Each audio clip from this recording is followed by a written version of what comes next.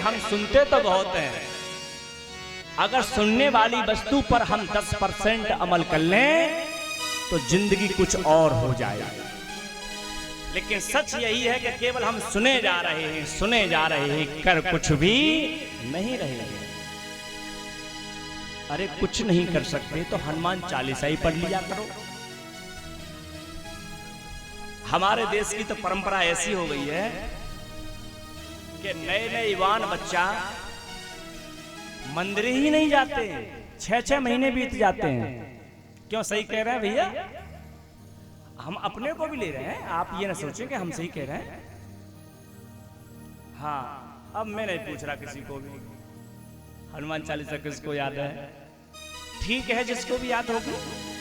लेकिन मैं आपसे इतना कह रहा हूं कि कम से कम मंदिर जाया करो। ज्यादा नहीं जा सकते तो मंगलवार शनिवार को जाया करो, जब भी जाओ, लेकिन मंदिर जाना चाहिए। अब पूजा भी लोग करते हैं तो कंपटीशन करते हैं। शिवरात्रि का दिन आएगा, शिवरात्रि वाला, तो युवान लड़के जोश तो बहुत होता है कि कांवड़ लेने जा रहे हैं, लेकिन अंदर कितनी श्रद्धा है ये मायने रखती है। कंपटीशन भी करते हैं, भागते हैं, मेरी कांवड़ अच्छी है, मैं सबसे पहले गांव में रख दूंगा ले जा करके। क्यों भैया, अगर तू सेकंड आ जाएगा तो तेरी बेइज्जती हो जाएगी क्या? नहीं साहब, भगवान के भजन में प्रतिस्पर्धा मत करो, दूसरों की भी सहायता करो। कोई गरीब ऐसा है जो कांवड़ लेने का मन कर रहा है लेकिन पैसा नहीं उस पर, तो भाव कहता है कि उसको 10, 20, 50, 100 जो भी दे सकते हो रुपए पे। तुम बाबा शंकर को स्नान करा दिया और गरीब का बच्चा भूखा मर गया, तो मैं सत्य कहता हूं कि तुम्हारी कांवड़ 2 कौड़ी की सिद्ध हो जाएगी। हम ज्ञान का अर्थ कुछ और ही लगा लेते हैं। ज्ञान की महिमा में एक दिन कहा भी था कथा में, इसी में कि कथा क्यों होती है। कथा के 4-5 पॉइंट हैं जो कथा होती है। कथा भक्ति के लिए होती है, भक्ति बढ़े हमारी, ठीक है, क्योंकि परमात्मा की भक्ति है, भक्ति के लिए होती है। कथा ज्ञान के लिए होती है, कथा अपने जीवन की शांति के लिए होती है, ठीक है ना। कथा वैराग्य के लिए होती है, ठीक है ना। और कथा प्रभु की कृपा पाने के लिए होती है। लेकिन अब कथा जो होती है उसमें सच में अपनी आत्मा से पूछना कि जो कथा कराने वाले हैं वो इस भाव से कराते हैं कि भक्ति मिलेगी हमको, ज्ञान मिलेगा हमको, वैराग्य मिलेगा हमको। क्यों? क्योंकि कथा कराने वाला न इस भाव से करा रहा है और न सुन रहा है, और जो कथावाचक बोल रहा है उससे पता ना है कि जी कथा आखिर में बोलता क्यों, करता क्यों वो इस कथा को। क्योंकि उसने भी कभी माला भगवान की नहीं जपी है, उसने भी मंदिर में बैठ करके सुंदरकांड का पाठ कभी नहीं किया है। और देखो एक बात बता रहे हैं आपको, मेरी व्यासपीठ की ओर देख लो, ये 100 रुपए जिस बहन ने दिए हैं, ये 1 नंबर के तब माने जाएंगे जब इनके बदले में मैं कम से कम 1 माला तो भजन करूं। क्योंकि जिस बहन ने पैसे दिए हैं वो मेहनत के पैसे हैं। अगर मैं भजन करूंगा तो मेरे भजन का हिस्सा कुछ उनके पास में चला जाएगा, समझना ठीक तरह से। जो व्यक्ति मुझे दान देके जाता है व्यासपीठ के रूप में, अगर मैं माला करूंगा, भजन करूंगा तो ये 1 नंबर का है। और मैं भजन ही नहीं करूं, भगवान की माला ही ना जपूं और पैसा खाता रहूं, तो ये पैसा 2 नंबर का सिद्ध हो जाएगा। क्यों? क्योंकि जिसके योग्य में नहीं था वह पैसा में खा गया। और उसी का परिणाम ये निकलता है कि शुरुआत में तो कथावाचक अच्छे दिखाई देते हैं, बाद में मालूम पड़ती है, लोग कहते हैं व्यास जी पहले तो लड़का ठीक हो, कथा अच्छी गातो, लेकिन अब 2-3 साल तक काम उल्टो है वो। अब क्या है वो, अब नाली में गिर पत्तो कब को, नाली में गिर जाता है कभी कभी। नाली में गिरा क्यों? वो नाली में गिरा इसलिए कि उसने 2 नंबर की कमाई खाई है, जो पैसा उसके योग्य ही नहीं था वो खा गया। और अगर इसको भजन करता रहता तो वह कभी नाली में ना गिरता। और देखो देखो, बुरा मत मानियो, मैंने तो ऐसे भी लोग देखे हैं कथा करा रहे हैं जिस व्यक्ति से उसके बारे में पता भी होता है कि ये पौआ खींच देते हैं पीछे, कसम बता रहे हैं। मैं ऐसे व्यक्ति बता दूंगा, मैं नाम किसी कथावाचक का तो नहीं ले रहा, लेकिन कथा कराने वालों पर मुझे हंसी आती है कि बुकिंग कर आए फलाने 7 तारीख को, और शास्त्री के बारे में पता करो, हाँ कछुआ नेका का ले लेता है। अब आप ये समझो कि दारू लेने वाला यहाँ गद्दी पे बैठेगो तो कितनी जीवन की मुक्ति कर देगो, जो खुद पहले मुक्ति तो है जावे खुद ही। अब जब खुद अटके पड़े, खुद लटके पड़े, खुद भटके पड़े हैं और गारंटी ले रहे हैं, तुम्हारी गारंटी ले रहे, और कहो कि जिसने हाई स्कूल की परीक्षा खुद नहीं पास कर पाया वो दूसरे के बच्चे की गारंटी ले सकता है क्या कि तेरे बच्चे को मैं पास कर दूंगा?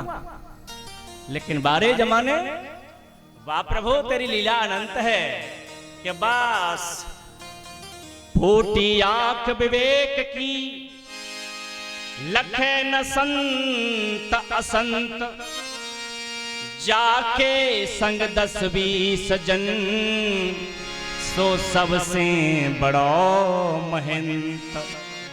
पीछे रेला चल रहा हो, पीछे रेला चल रहा हो, जिसके पास में 25-30 आदमी हर समय चलते हो वो श्री महंत है, और अकेला महात्मा चल रहा है, एक लंगोटी के अलावा उसमें कुछ नहीं है, लेकिन राम नाम जपता रहता है, उस महात्मा को कोई पूछता नहीं है। और जिस महात्मा के पास में 300-400 कमरों का आश्रम है, नए नए कपड़े पहनता है, वीआईपी गाड़ी में चलता है, उसके पीछे रेला चलता है।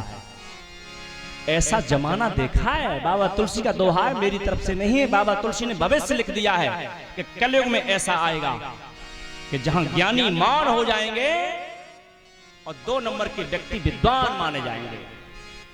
वेद व्यास का सूत्र है, न कश्चित कबीर नाम सुरापा ब्रह्म वादना, न कश्चित कबीर नाम, ऐसा कोई व्यक्ति नहीं होगा जो अपने आप को कवि न माने। उल्टी चीज लिखने वाला भी कवि मानेगा। और सुरापा ब्रह्म वादना, दारू पीने वाले, मदरापान करने वाले ब्रह्म ज्ञानी बनेंगे, ब्रह्म के ऊपर लेक्चर देंगे कि हम ब्रह्म ज्ञानी हैं। ऐसा भविष्य आएगा। वेद व्यास की कलम लिखी गई है भविष्य के बारे में।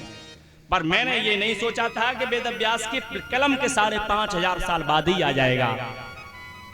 मैं तो ये सोचा था कि 4,32,000 का कलयुग है, तो कम से कम 2-4 साल, 2 लाख साल तो निकल ही जाएंगी, तब आएगा। लेकिन वेद व्यास की वाणी बहुत जल्दी सिद्ध हो गई। 5,500 साल में, पिछले 25-30 साल में तो बस कुछ पूछो ही मती कि व्यास पीठ का कितना अपमान हो गया है। आज सुखदेव भगवान कह रहे हैं, राजन 12 वर्ष की उम्र में श्री कृष्ण वृंदावन छोड़ के चले गए, और क्या बदलाव हुआ? श्री कृष्ण ने बंसी बजाना छोड़ दिया है। याद रखना, कृष्ण की बंसी जब भी बजती है तो वृंदावन में ही बजती है, वृंदावन को छोड़ करके दूसरी जगह कभी बजती नहीं है। 5 जन्म शंख बजता है कृष्ण का दूसरी जगह पर, लेकिन बंसी नहीं बजती है। वृंदावन में कृष्ण पनही नहीं पहनते थे, नंगे पैर रहा करते थे वृंदावन में, लेकिन अब कृष्ण ने पनही पहनना शुरू कर दिया है। कृष्ण के जीवन में बदलाव आ गया है, और एक बदलाव तो बहुत विचित्र है साहब, उस कथा को मैं गा रहा हूं। सूरदास बाबा ने लिखा है, जब कंस का वध हो गया था और सभी राजा महाराजा बन चुके थे, जो होना था वो सब हो गया था, नंद बाबा अभी मथुरा में ही ठहरे थे। तो नंद बाबा को ये आस थी कि जब मैं लौट के जाऊंगा ना, तो ये लाला मेरे साथ ही चलेगा। जब 2-3 दिन हो गए तो नंद बाबा ने कन्हैया से कहा, लाला अब तो देखो यहाँ कंस तुमने मार दिया, अब घर चलो। और महा मैया बैठी है, 3 दिन हो गए थे मां को, मेरी मैया ने स्नान नहीं किया था, मेरी मैया ने भोजन नहीं किया था, क्योंकि प्राणों के समान प्यारा बेटा परसों का वादा करके चला गया था। और आज हमारे लाठी जी सुंदरकांड का पाठ कर रहे थे, तो एक चौपाई स्मृति में इनकी में आई थी, तो पूछा था हमसे, कृष्ण शीस जटाए कबेनी, जपत हृदय रघुपति गुण श्रेणी। मैया अशोक वृक्ष के नीचे बैठी हैं। कृष्ण शीस, मैया का शरीर, मेरी माँ का, सीता मैया का शरीर जर्जर हो गया था बिल्कुल।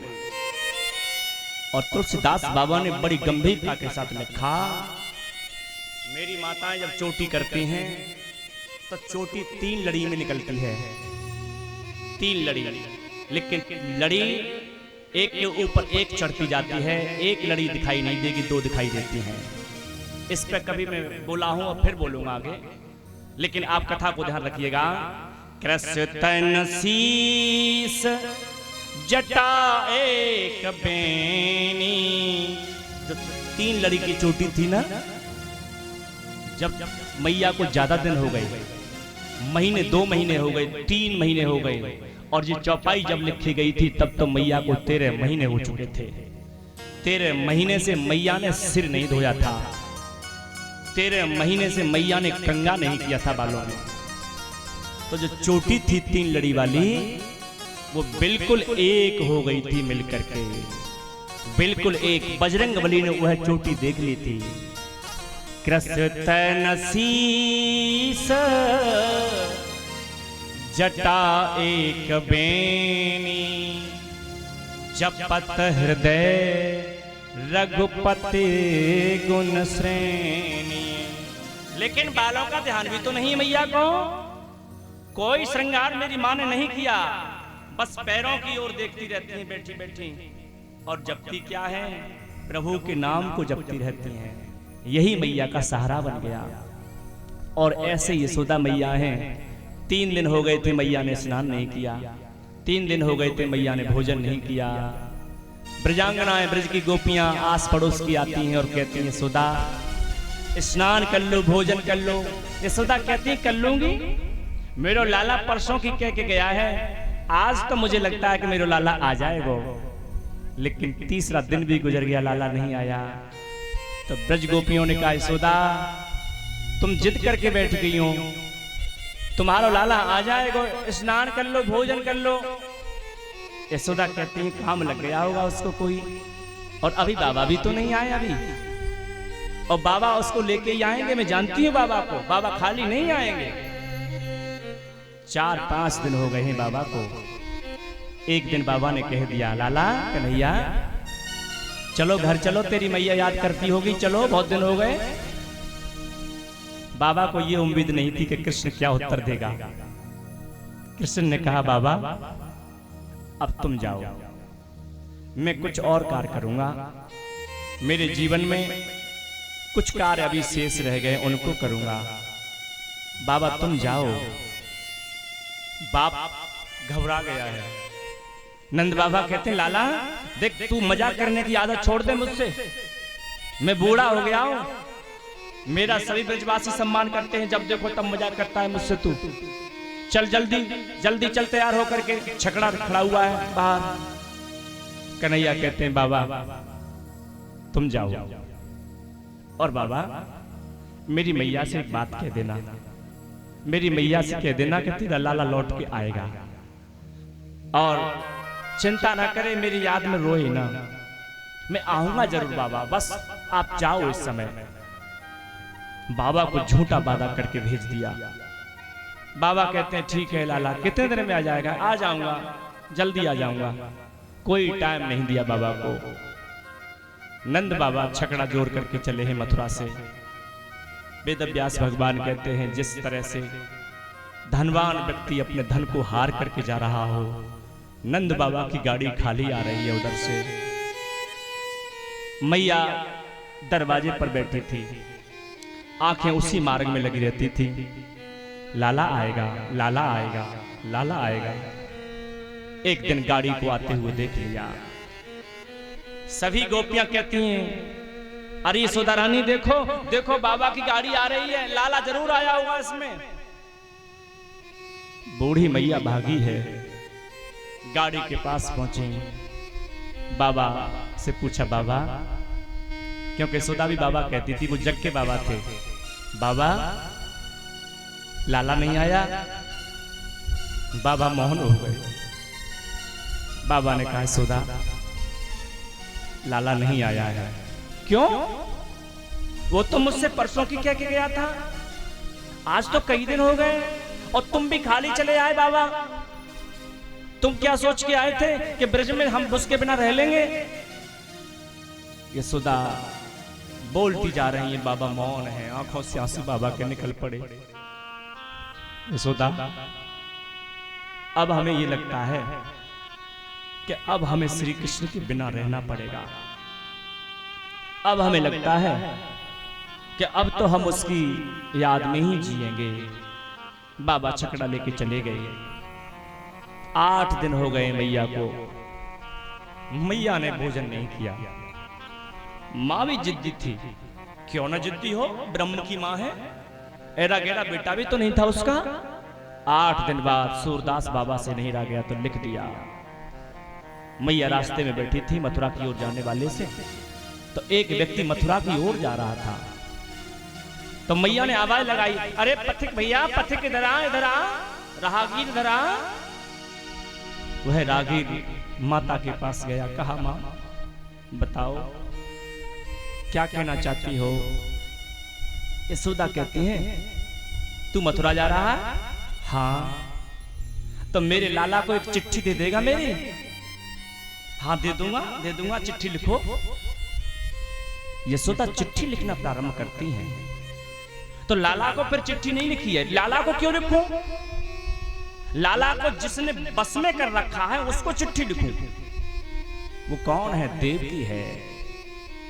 लेकिन चिट्ठी लिखते लिखते विचार आया कि मैं चिट्ठी में कुछ गलत ना लिखूंगी, बस मैं अपने लाला का स्वभाव लिख देती हूँ कि मेरा लाला वहां रहे तो वहां रहे, लेकिन मेरा लाला खाता क्या है, पीता क्या है, वो देवकी क्या जाने।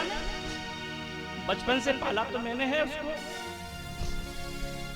वो क्या जाने। होगी बड़े घर की, लेकिन बेटे को पालना तो मुझे आता है। कि संदेशो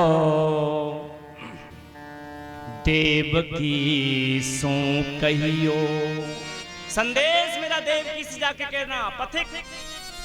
कि संदेशो देवकी सो कहियो, हूँ तो धाय तुम्हारे सुत की, दया करत ही रहियो। एक बात बताएं, सूरदास बाबा ने 1.25 लाख पद लिखे हैं। एकमात्र पद ऐसा है जिसमें यशोदा स्वीकार कर लेती हैं कि मैं उसकी मां नहीं हूं। पूरी भागवत के अंदर वेद व्यास कहते हैं यशोदा ने स्वीकार ही नहीं किया है कि कृष्ण की मैं सगी मां नहीं हूं, लेकिन इस पद में आकर के यशोदा समझ गई थी कि मैं कृष्ण की सगी मां नहीं हूं। कि संदेशो देवकी सो कहियो, पथिक से कहते पथिक मेरा एक संदेश कह देना। क्या? हूँ तो धाय तुम्हारे सुत की, दया करत ही रहियो। देवकी बहन, मैं तेरे बेटे को पालने वाली माँ हूँ, मैं धाय हूँ उसकी, मैंने बचपन से खिलाया है, पाला है मैंने उसको, तो मुझ पे भी दया करती रही हो कभी कभी। और सुनो देवकी, मेरा लाला बहुत संकोची है, उसकी कुछ आदतें गलत पड़ गई हैं मेरे लाड़ प्यार के चक्कर में, बता देती हूँ। क्या? प्रात हो तो मेरो लाड़ लड़े तो, माखन मिश्री खावे। तू राजवंश की है, पकवान खिलाती होगी, मेरा लाला पकवान नहीं खाता। क्या खाता है? जब मेरा लाला सुबह सुबह उठता था तो आंखें मीड़ता हुआ जाता था मेरे पास में, कहता था मैया, अरे मैया मेरा मक्खन कहाँ रखा है, मेरी मिश्री कहाँ रखी है। बचपन से उसने यही खाया है। इसीलिए देवकी मैं तुमसे निवेदन करती हूँ, मेरे लाला को पकवान मत खिलाना, माखन मिश्री खिलाना। प्रात होत मेरो लाड़ लड़े तो, माखन मिश्री खावे। और एक बात तो मेरे लाला में बहुत कमी है। क्या? कि कि जब मैं उसको स्नान कराने जाती हूं तो स्नान नहीं करता था वो मेरे हाथ से। क्या करता था कि तेल उबटनो अरुता तो जल ताहि देख भग जावे। जब मैं कहती थी लाला मैंने जल गर्म कर लिया है चल स्नान कर ले, तो नंगा ही भाग जाता था। मैं पीछे पीछे घूमती थी पूरे गांव में, और जब दूर खड़ा हो जाता था तो मैं कहती आजा मेरे पास नहा ले चल। तो मेरा लाला कहता था मैया नहा तो मैं लूंगा लेकिन जो मैं मांगूंगा वो देना पड़ेगा तुझे। तो मैं पिचकार के कहती थी ठीक है तू जो मांगेगा वो दूंगी, चल नहा ले पहले। जोई जोई मांगत सोई सोई देती, क्रम क्रम करके न्यावत। एक लोटा में जल डाल देती थी, स्नान करने लगता था, लेकिन जैसे दूसरा लोटा डालने वाली होती थी तो मेरा हाथ पकड़ लेता, मैया ये लोटा नहीं डलवाऊंगा मैं। क्यों? अब तो एक गैया लूंगा तो डलवाऊंगा, हाथी लूंगा तो डलवाऊंगा, बंसी लूंगा तुझसे तो डलवाऊंगा। 5 लोटा भी डलवाता था ऊपर तो 5-5 वस्तुएं पास में रखवा लेता था मेरे से। बड़े लाड से पाला है मैंने। साहब पथिक के हाथ में चिट्ठी जब दी गई है तो पथिक ने हाथ जोड़ के प्रश्न किया था, राजमाता यशोदा मैया एक बात पूछूं?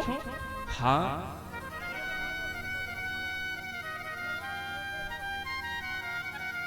थोड़ा महाराज शांत बनाए रखो। पथिक ने हाथ जोड़ करके और पूछा है, माता यशोदा तुम्हारे बेटे की उम्र कितनी है? मैया ने कहा मेरो लाला 12 साल का हो गया है। पथिक ने पैर पकड़े हैं, माँ इस तेरी चिट्ठी में तो ऐसा मालूम पड़ता है कि तेरा लाला अभी 2 ही साल का है। ये तो 2 साल के बच्चे की आदत लिख रही हो आप। यशोदा कहती हैं कि माँ के लिए लाला कितना ही बड़ा हो जाए लेकिन लाला छोटा ही रहता है, उसके लिए लाला बड़ा कहाँ होता है। और मैं कभी भाव में कह देता हूं कि जब कोई बच्चे बड़े हो जाते हैं तो अपनी माँ से कहते हैं कि तुझे कुछ नहीं आता। जिस माँ ने तुझे चलना सिखाया होता है, जिसने तुझे गोद में लेके दूध पिलाया होता है, जिसने तुझे बोलना सिखाया होता है, जब वही बच्चे बड़े हो जाते हैं तो अपने बूढ़े माँ बाप से कहते हैं तुम्हें कुछ नहीं आता है। परमात्मा नाराज हो जाता है। जिन्होंने तुझे चलना सिखाया, जिन्होंने तुझे बोलना सिखाया, अब तू इतना बड़ा हो गया कि अपने माँ बाप से कह रहा है कि तुझे कुछ नहीं आता। साहब ऐसे बच्चे चाहे भगवान का भजन करें, चाहे काबर चढ़ाएं, चाहे हनुमान चालीसा पढ़े, उन पर परमात्मा कभी खुश नहीं हो सकता है। मेरी मैया की चिट्ठी पथिक ने अपने हाथों में ले ली है। पथिक चिट्ठी लेकर के चला और साहब मथुरा में तो बड़े उत्सव हो रहे थे। बड़ी मुश्किल से पथिक राज दरबार में पहुंचा है। देव की मैया से मिला। देव की मैया ने कहा पथिक कहां से आए हो? माता हम वृंदावन से आए हैं। वृंदावन से? हाँ। कुछ लाए हो हमारे लिए? हाँ एक चिट्ठी लाया हूं। चिट्ठी निकाल करके देवकी के हाथ में दी। देवकी ने पूछा चिट्ठी किसकी है, ये किसने भेजी है?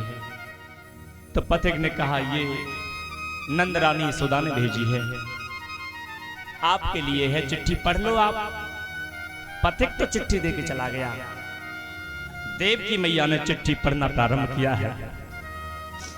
जब चिट्ठी पढ़ना प्रारंभ किया आंखों से आंसू बह निकले। वसुदेव पूछते हैं देवकी क्या रोने से तुम्हारा पेट नहीं भरा? 20 साल तुम जेल में रोई हो फिर रो रही हो आज? देवकी कहती स्वामी मैंने बच्चों को पैदा करना तो सीख लिया है लेकिन बच्चों को पालना मुझे नहीं आता है। मेरे लाला को आए कितने दिन हो गए और मुझे पता ही नहीं है कि मेरा लाला माखन मिश्री खाता है। मैं तो उसको पकवान खिलाती रही हूं, अच्छे अच्छे व्यंजन खिलाती रही हूँ, लेकिन मेरा लाला माखन मिश्री खाता है। आज मुझे पता पड़ा है। वसुदेव कहते हैं देवकी तो रोने की क्या बात है? अरे ठीक है, चिट्ठी जब गई थी तब शाम का समय था, तब तक भोजन पानी हो चुका था। तो वसुदेव ने कहा ठीक है कोई बात नहीं है, कल तुम्हारा लाला जागे तो उसको माखन मिश्री दे देना। देव की मैया को सारी रात नींद नहीं आई और प्रातःकाल 4 बजे मैया उठी है। एक थाली में माखन मिश्री सजाया और जहां मेरे प्रभु लेटे थे, सो रहे थे मेरे प्रभु, वही मां जाके बैठ गई है कि जैसे ये जागेगा तो उसके हाथ में माखन मिश्री रख दूंगी। भगवान श्री कृष्ण सो रहे थे, मां बैठी थी इंतजार में। लेकिन धीरे धीरे समय आया, प्रभात काल की बेला हुई तो भगवान श्री कृष्ण उठे हैं। उसी समय उठते ही समय मैया को देवकी को सामने देखा। भगवान श्री कृष्ण ने कहा मां आप हमारे शिविर में? हाँ लाला, तेरे लिए कुछ लाई हूं। क्या लाई हो? तो मैया ढक कर के लाई थी थाली को। क्या लाई हो? तो मैया देवकी ने उसके सामने थाली रखी और थाली का ऊपर से पर्दा हटा दिया। माखन मिश्री थाली में देखे। वेद व्यास भगवान कहते हैं, सूरदास बाबा कहते हैं कि जितना श्री कृष्ण जीवन में कभी नहीं रोए थे, उतना उस थाली को देख के रो गए हैं। बहुत कृष्ण रोए हैं। मैया चुप कराने की कोशिश करती है, लेकिन लाला चुप ही नहीं हुए। वसुदेव के कान में आवाज चली गई। वसुदेव बाहर से दौड़ के आई, कहा देवकी अरे हमारा लाला क्यों रो रहा है? देवकी कहती है देखो ना, चुप ही नहीं हो रहा है, जाने क्यों रो रहा है ये। वसुदेव पूछते हैं लाला कन्हैया तुम क्यों रो रहे हो? कन्हैया ने कोई जवाब नहीं दिया है। उग्रसेन आते हैं दौड़ करके। उग्रसेन ने पूछा कृष्ण तुम क्यों रो रहे हो, बताओ ना मुझे। कृष्ण ने कोई जवाब नहीं दिया है। दाऊ दादा को बताया गया है कि दाऊ तुम्हारा छोटा भैया रो रहा है, किसी को कुछ बता नहीं रहा है। दाऊ दादा दौड़ के आते हैं। दाऊ तो कृष्ण को जीव कर क्यों जानते हैं। दाऊ ने आकर के कहा कृष्ण तुझे यशोदा मैया की सौगंध है, बता दे तू क्यों रो रहा है। कृष्ण ने आंखों के आंसू पोंछ लिए, कहा दाऊ अपनी इस मैया से कह दो, ये नहीं कहा कि ये मेरी मैया है, अपनी इस मां से कह दो कि देवकी है, देवकी ही बन के रहे, यशोदा बनने की कोशिश ना करे। क्योंकि माखन मिश्री खाया है तो मैंने मैया यशोदा के हाथ का खाया है, और खाऊंगा तो मैया यशोदा के हाथ का ही खाऊंगा, और किसी का मैं नहीं खा सकता। ये देवकी है तो देवकी बन के रहे, यशोदा का स्थान लेने की कोशिश ना करें। क्योंकि यश ददाती इति यशोदा, जो दूसरों को देती है यश उसका नाम यशोदा है। देवकी ने हाथ जोड़ लिए, लाला हम आज के बाद वादा करती हैं कि तेरे सामने माखन मिश्री कभी नहीं लेके आएंगी। श्री कृष्ण ने कहा मां आज के बाद अगर तू मेरे पास माखन मिश्री ले आई तो मैं तेरी सौगंध खा के कहता हूं कि पुनः उसी मैया के पास चला जाऊंगा। क्योंकि वैसे मुझे मां की याद नहीं आती है, लेकिन जब माखन मिश्री में अपने सामने देखता हूं तो मैया यशोदा की मुझे याद आ जाती है, और उस याद को मैं भूल नहीं सकता हूं।